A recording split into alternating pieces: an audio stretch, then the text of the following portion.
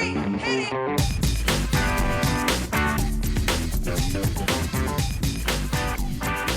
Good morning, good afternoon, good evening, and welcome to today's Caffeine for the Soul. And today I wanted to talk about what I've come to see is pretty much the critical variable in change, in the kind of change that changes everything. And it's to do with our level of thought recognition. And in order to give you an idea of what I mean by that phrase, I want to kind of go out and do a big picture look before I come down to it. So every single one of these podcasts is built on something called the inside-out understanding, or I call it the inside-out understanding, which is the understanding that we are living in the feeling of our thinking, not the feeling of our circumstances. That our experience of life, our experience of any moment, including this one, our experience of ourselves, is actually an experience of thought. So we're not experiencing this podcast, we're experiencing our thinking about this podcast. We're not experiencing money, we experience our thinking about money. We're not experiencing our body, we're experiencing our thinking about our body. And we kind of know this if we look at it, because we notice that when our thinking changes, even in the same moment, but without our bank balance going anywhere, our body changing, sometimes we feel great about it, sometimes we feel terrible about it. The variable, the relevant variable, is thought. Now, when I first started to see that, it made sense to me that therefore the core skill, the difference that would make the biggest difference to get better at, would be thought spotting. So I would try and catch if I was feeling off, if I was feeling out of sorts, if I was feeling scared. I'd try to find the thought that was making me sad, making me scared, making me this, and then, now I found the thought and I can do something with it. But I found that actually made me more self-conscious. It actually seemed to make things worse because it made all of my thinking look more important. And a lot of the thoughts that go through your head, you don't even notice them. And of the ones you notice, a lot of them you kind of are completely random. So it was this constant activity of trying to notice what I was thinking as I was thinking it so I could do something with it.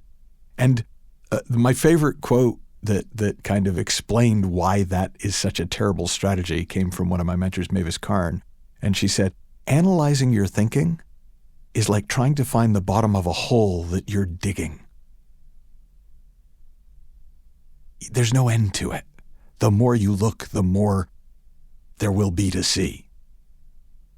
Thought recognition, on the other hand, is simply recognizing in real time that my experience must be coming from thought. Well, why is that significant? Because if my experience is coming from thought, by definition, it's temporary. If my experience is coming from thought, by definition, it will change. If my experience is coming from thought, of course it will pass. If my experience is coming from thought, I don't need to blow up my life, change the world, just so that I can feel better. Because the length of a feeling is the length of a thought. In my TEDx talk, Why Aren't We Awesomer?, I put up on the screen a picture of a monster drawn by my daughter Maisie. And most people in the audience laughed and smiled, and I pointed out to them that the reason that they laughed and smiled is because they had a sufficient degree, a sufficient level of thought recognition, that they could distinguish that even though that was called a monster, they weren't in any danger. But then I put a picture up on the screen of a tarantula spider. Some people laughed and smiled because they got it, but other people were like, "Oh, a tarantula!" Because they didn't, in that moment, have a sufficient level of thought recognition to see that what was scaring them was not a spider, and it wasn't even a picture of a spider. It was their thinking about spiders in their head. And one way of sort of speaking to how it all works is life, There are going to be things in life that you like and things in life that you don't. There are going to be things in life that you really find helpful, and there are going to be things in life that really you kind of wish weren't part of life. But your experience of what happens is always an independent variable, because your experience is always made of thought. So if you would like to change your life for the better, the difference that makes the difference, the leverage move, is to look to your level of thought recognition. Because the higher your level of thought recognition, the more apparent it is to you that you're experiencing your thinking, not your circumstances.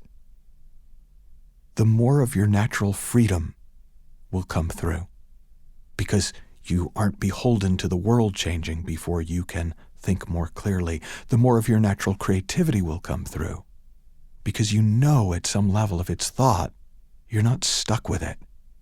And there'll be a new thought along in a minute if you'll make space for it.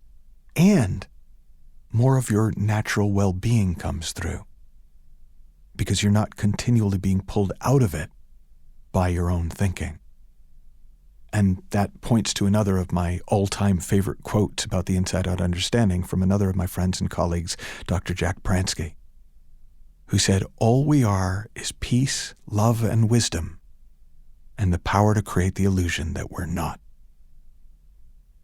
Have fun, learn heaps, happy thought recognition, and I'll talk with you soon.